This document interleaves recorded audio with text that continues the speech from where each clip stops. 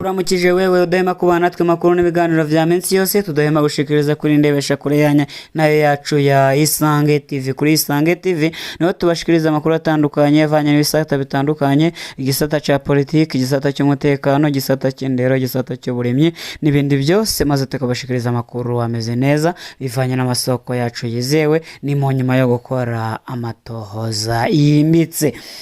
Amakambi yarasituwe uburenganzira burahonyangwa, rero akababaro k'abarundi bahungiye muri Tanzania karateye ubwoba.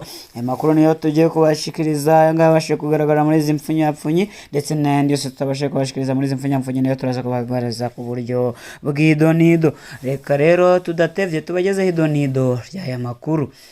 Bujumbura kwa 24/2026 ingorane abarundi bahungiye muri Tanzania barimwo zirateye amakenga menshi. Mwitangazo riheruka gusohorwa vuba ryatewe ko umukono n'amashirahamwe menshi aharanira agateka kazi na muntu, haravugwamo ko ibintu vyifashe nabi cane, mbere bikaba biteye ubwoba kubijanye n'ubuzima n'umutekano mu makambi ya Nduta na Nyarugusu. Iryo tangazo ryerekana ko isano iri hagati y'ivyo bibazo n'ihungabana rikibandanya ry'agateka kazi na muntu mu Burundi. Abaryanditse bavuga ko abarundi benshi baguma bahunga kubera ihohoterwa rifatiye kuri politike, gufatwa kisaki hamwe n'iterabwoba rikorerwa abatavuga rumwe n'ubutegetsi canke abikekwa ko batavuga rumwe nabwo, inyuruzwa n'iterabwoba mw'ikambi. Iryo tangazo ryerekana urukurikirane rw'amabi ateye amakenga. Muri Ndamukiza 2025 impunzi z'abarundi 5 zaranyurujwe mw'ikambi Kanduta n'abantu batamenyekanye bari bambaye impuzu zisanzwe mu buryo busa n'ubwakoreshejwe ku bandi bavuzwe ko banyurujwe. Ivyo vyerekana nk'uko babishe umukono kuri urwo rwandiko, babivuga ko ukunyuruzwa abantu biguma vyiyongera. Uretse abo banyuruzwa, impunzi zivugwa ko ziri mu bwoba bwinshi zikanategekwa gusubira mu Burundi. Ayo mashirahamwe avuga ko hari kwiyongera kw'igitsure c'abategetsi b'u Burundi no mu makambi muri Tanzania. Ivyo bikaba binyuranye n'amategeko mpuzamakungu akingira impunzi. Amakambi yarasituwe, ibihumbi vy'impunzi ntibigira aho bikika umusaya. Ugukenera imfashanyo vyararushirije kunyuka inyuma y'igikorwa kinini co gusitura amazu. Hagati ya 31 Kigarama 2025 na 10 Ruhuhuma 2026 ibice vyinshi vy'amakambi vyarasituwe.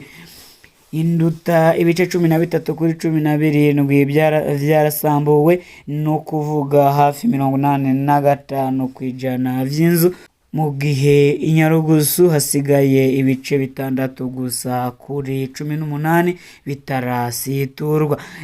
Ivyo vyatumye ibihumbi vy'impunzi bisigara bitatagira aho bikika umusaya, bihanzwe n'imvura, imbeho n'indwara, atangingo zihagije zo kubaronsa uburaro bwihuta. Nk'uko bivugwa n'abategetsi ba Tanzania, ikambi ya Nduta izokugarwa mu mpera za ntwarane, mu gihe iya Nyarugusu izokugarwa muri Ruheshi 2026. Ivyo bikaba birushiriza gutera ubwoba impunzi. Ibikorwa bijanye no kuvura no kwigisha vyaragabanutse. Ibikorwa vyafashe cane kandi bikomeye vyarakozwe ko n'inzego n'izo ngingo. Ibitaro bibiri vyarugawe mu ikambi ya Nyarugusu. Induta amashuri 6/9 yarahagaritse ibikorwa, hasigara ishure rimwe rikora. Ivyo vyagize ingaruka ku bihumbi vy'abana b'impunzi, bikiyongera bigatuma bigora cane kuronka ubuvuzi ku bantu basanzwe bari mu ngorane. Iryo tangazo ryagiriza kandi abategetsi ba Tanzania ko bahungura impunzi ku nguvu mu buryo bunyuranyije n'ingingo mpuzamakungu yo kudasubiza umuntu aho ashobora guhura n'ingorane. Naho ishirahamwe mpuzamakungu ryitaho impunzi HCR rimwe na rimwe ryerekanye impungenge ku mabi amwe ibikorwa biboneka ku kibuga vyerekana ko hari ugutuma izo mpunzi zihungurwa ku nguvu.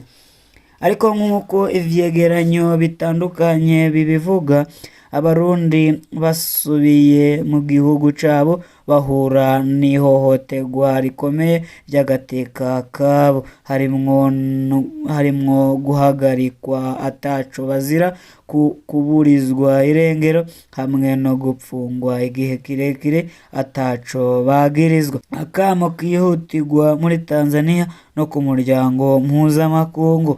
Imiryango yashize umukono kuri iryo tangazo ihamagarira abategetsi ba Tanzania guhagarika iterabwoba n'itahukanwa ku nguvu ry'impunzi, kuronsa umutekano impunzi no kureka abantu bakavugwa abiga bakiga.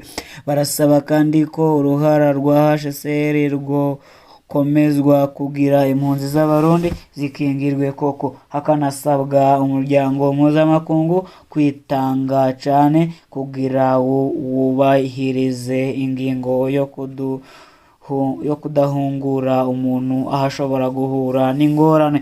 Mu gihe guhunguka bisabwa ku mugaragaro, barashimika ko uko guhunguka gutegerezwa kuba ku bushake bw'umuntu, mu mutekano no mu cubahiro. Bavuga ko ivyo bidakurikizwa neza muri iki gihe mu makambi yo muri Tanzania. Tanzania iracarimwo impunzi z'abarundi zirenga 100,000, aho kazoza kazo katazwi neza kuruta ikindi gihe cose. Abenshi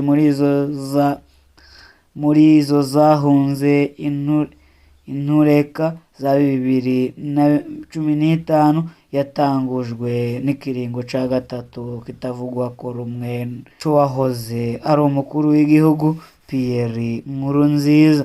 Rero niyo makuru twari tubafisiye none. Dushimira wewe udahema kuba natwe mu makuru n'ibiganiro vya minsi yose, tudahema gushikiriza kuri ndebesha kure ya nyari nayo yacu ya Isange TV. Kuri Isange TV tuzajya duhora tubagezaho amakuru kandi uko ajya dushikira. Ariko reka nisabire wewe utari wafyona subscribe canke se sabone kugira ufyondeko, maze aya makuru ajya gushikira minsi yose ni mu nyuma yo kubona notification. Na wewe rero wakoze subscribe canke se sabone bivanye n'uri mukoresha, ndagushimiye cyane kandi ndakwisabire kugira usangize n'abandi, ufyonda kuri partage canke se share.